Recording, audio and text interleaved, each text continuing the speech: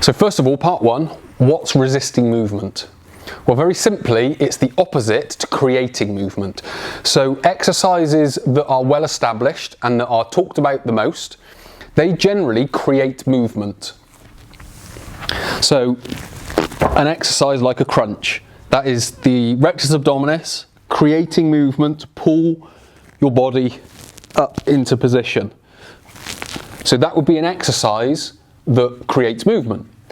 What we want to do is we want to resist movement. So we want to prevent movement. So we need to find exercises that prevent movement of the torso, because that is a much more effective way to build core strength and stability.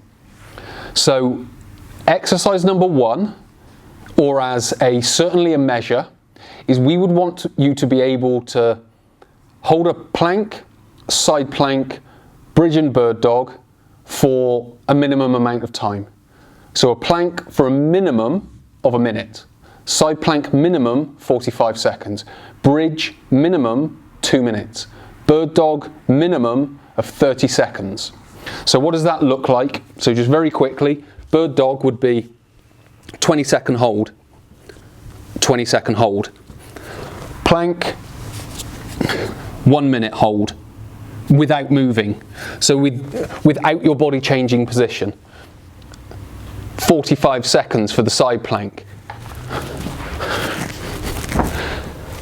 2 minute hold for the glute bridge, or 1 minute hold for the single leg glute bridge.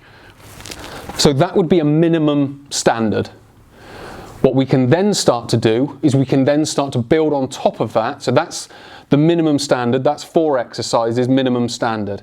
What we'll now do is we'll look at some other exercises, so we'll look at 3 exercises, and the third one you can kind of turn into many other exercises, which we'll do slightly, but essentially we're going to look at 3 exercises that will help you develop your ability to resist movement and build greater core strength and stability.